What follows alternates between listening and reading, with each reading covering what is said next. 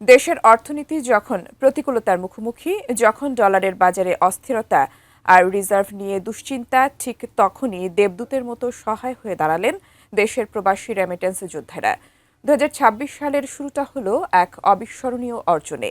সদ্য বিদায়ী জানুয়ারি মাসে প্রবাসীরা দেশে পাঠিয়েছেন 3.17 বিলিয়ন বা 317 কোটি ডলারের বিশাল এক রেমিটেন্স।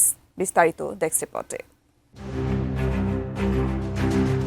প্রিয়জন ছেড়ে বছরের পর বছর বিদেশের মাটিতে ঘাম ঝরিয়ে অর্থনীতির চাকা সচল রাখেন দেশের রেমিটেন্স যোদ্ধারা।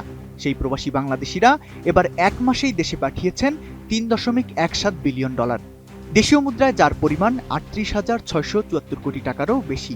এটি শুধু একটি সংখ্যা নয়, এটি বিশ্বের আনাচে কানাচে ছড়িয়ে থাকা লাখো বাংলাদেশির হাড়ভাঙা খাটুনি আর দেশপ্রেমের এক অনন্য দলিল। বাংলাদেশ ব্যাংক থেকে জানানো হয়, গত বছরের জানুয়ারিতে এসেছিল 218 কোটি 50 লাখ ডলার। অর্থাৎ গত বছরের তুলনায় এবারের প্রবাহ বেড়েছে প্রায় 45.41%।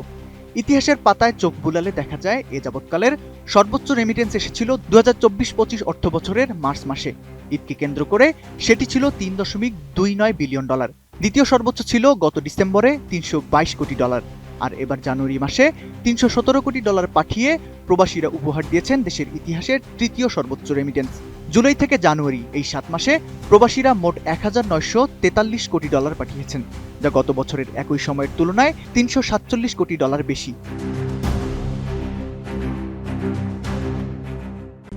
RICL TMX, যুগের পর যুগ স্থাপনা থাকে মজবুত।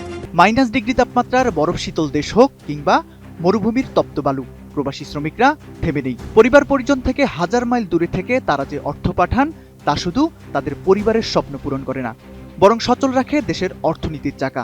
প্রবাসীদের পাঠানো এই 317 কোটি ডলার সরাসরি দেশের বৈদেশিক মুদ্রার রিজার্ভকে শক্তিশালী করছে। মূলত প্রবাসীরা বৈধ পথে বা ব্যাংকিং চ্যানেলে টাকা পাঠিয়ে হুন্ডি ও অবৈধ লেনদেনকে না বলছেন, যা দেশের প্রতি ভালোবাসার বড় প্রমাণ। যখনই দেশ সংকটে পড়ে, প্রবাসীরা সবার আগে সাড়া দেন। এই 317 কোটি ডলার কেবল বিদেশি মুদ্রা নয়, এটি প্রবাসীদের ঘাম ও রক্তের প্রতিচ্ছবি। রেমিটেন্সের এই প্রবাহ যদি ধারাবাহিকভাবে চলতে থাকে, তবে 2025-26 অর্থবছর শেষে বাংলাদেশ এক অনন্য উচ্চতায় পৌঁছাবে। ইতোমধ্যে সরকার জ্বালানি তেলের দাম পুনর্নির্ধারণ করেছে, সোনার বাজারে ওঠানামা চলছে।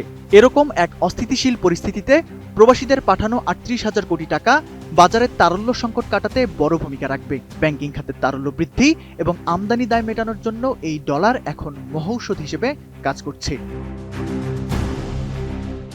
তৌফিকুল ইসলাম আশিক, ATN নিউজ।